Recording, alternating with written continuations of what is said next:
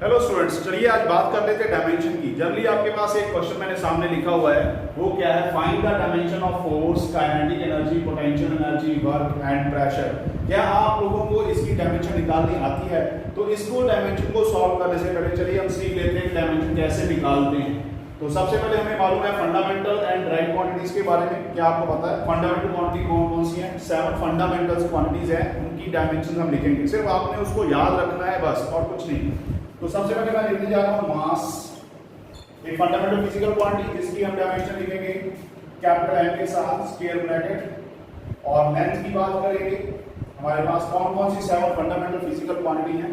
मास, length, time. तो सबसे पहले 3 फंडामेंटल की हम बात करते हैं, उसके बाद टेम्परेचर की मैं बात करूंगा। टेम्परेचर की डायमेंशन आप याद रखोगे कैपिटल के, मास, लेंथ, टाइम, टेम्परेचर। इसके बाद इलेक्ट्रिक करंट है, ये भी हमारी फंडामेंटल फिजिकल क्वांटिटी है भाई। इलेक्ट्रिक करंट की डायमेंशन लिखोगे कैपिटल ए। और जनरली कई बुक्स में आई भी लिखा हुआ है, कोई प्रॉब्लम नहीं है। तो mass, length, time, temperature, electric current. और इसके बाद है हमारे पास ल्यूमिनस इंटेंसिटी। ल्यूमिनस इंटेंसिटी के लिए सीडी लिखेंगे।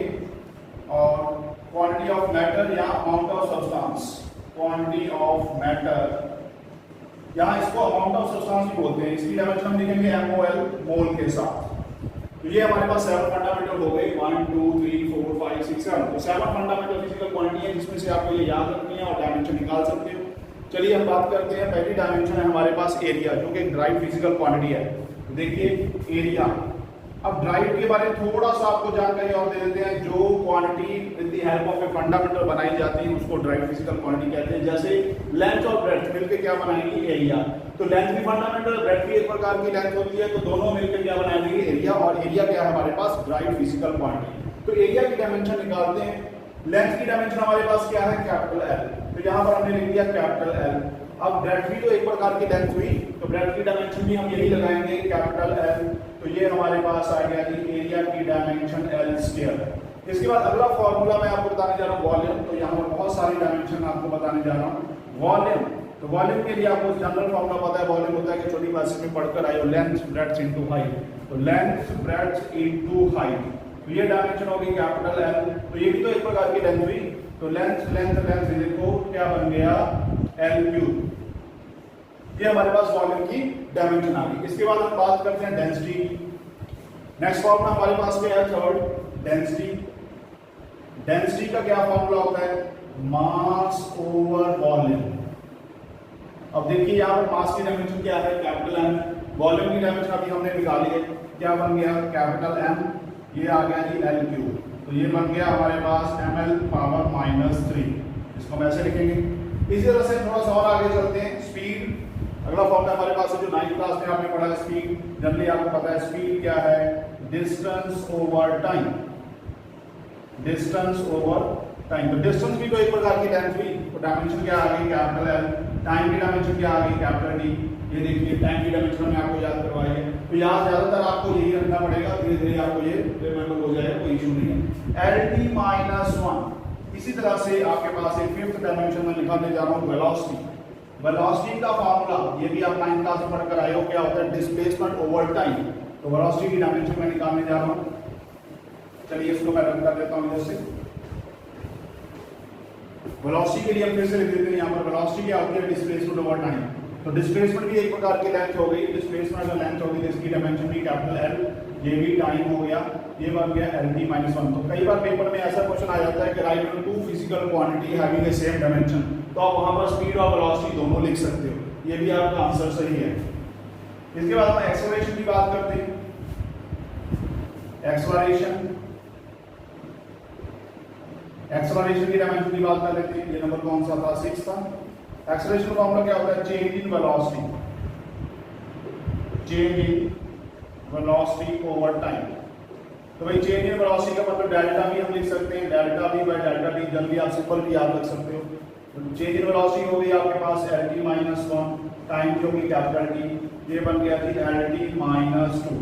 तो एक्सेलरेशन की डायमेंशन आ गई। इसके बाद मैं बात करने जा रहा हूँ फोर्स की। अब फोर्स की, जैसे कि मैंने क्वेश्चन लिखा था फोर्स की डायमेंशन निकाली, तो फोर्स का फॉर्मूला क्या है, मास इनटू एक्सेलरेशन, न्यूटन का second law, mass into acceleration, mass की डायमेंशन क्या है कैपिटल एम, एक्सेलरेशन की डायमेंशन क्या है आपके पास lt-2 है, तो ये आ गया lt-2, क्या बन गया mlt-2, तो ये डायमेंशन आ गई फोर्स की। इसके बाद हम बात करते हैं वर्क की, जो कि क्वेश्चन लिखा हुआ था स्टार्टिंग में। वर्क का फॉर्मूला क्या होता है, force into displacement, displacement s के साथ भी लिख सकते हो, v के साथ भी लिख सकते हो। तो फोर्स की डायमेंशन क्या आ गई हमारे पास, ये देखिए, कहने का मतलब आपको बेसिक डायमेंशन अगर आती है तो आगे जितनी मर्जी जो भी फॉर्मूले हैं आपके, तब से कम फॉर्मूले जो आपको याद नहीं होते उनकी डायमेंशन निकाल सकते हो। तरीका आपको पता होना चाहिए, ml²t-2। इसी तरह से हम आगे बात करते हैं प्रेशर की बात कर लेते हैं। प्रेशर की डायमेंशन कैसे निकालते हैं, मेरे ख्याल से आपने नोट कर लिया होगा। प्रेशर की डायमेंशन की बात कर लेते हैं। प्रेशर का फॉर्मूला होता है फोर्स ओवर एरिया। अब फोर्स की डायमेंशन आपके पास ये रही mlt-2, mlt-2।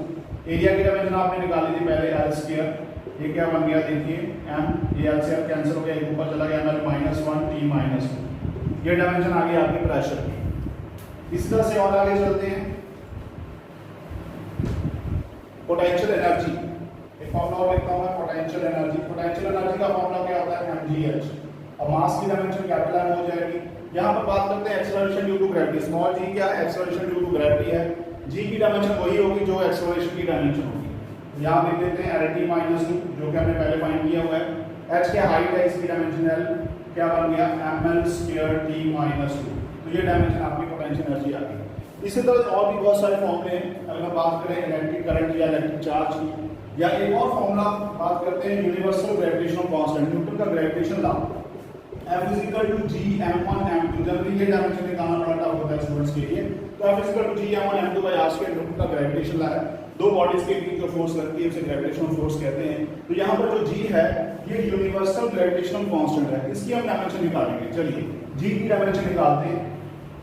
तो इसके लिए क्या लिखेंगे, इसको क्रॉस मल्टीप्लाई करेंगे, Fr² = g m1 m2, और यहाँ से Fr² divided by m1 m2, g को एक साइड रख दिया। अब हमें पता है कि F क्या है, फोर्स है, R क्या है, डिस्टेंस है, m1 m2 क्या मास है, सभी की डायमेंशन हमें मालूम है। तो ये आ गया mlt-2 × l²। देखिएगा ध्यान से, ये m और m क्या बन गया, m²। तो ये हमारे पास यूनिवर्सल ग्रेविटेशनल कांस्टेंट की डायमेंशन भी आ गई। ये देखिए यहाँ से क्या कैंसिल हो गया, और ये आंसर आ गया हमारे पास, m ऊपर जाएगा, क्या बन गया m⁻⁻1, और ये l और l² मिलके क्या बन गया l⁻3, और ये आ गया t-2। तो ये था हमारे पास यूनिवर्सल ग्रेविटेशनल कांस्टेंट। तो इस तरह से बाकी भी फिजिकल क्वांटिटीज की आप डायमेंशन निकाल सकते हैं।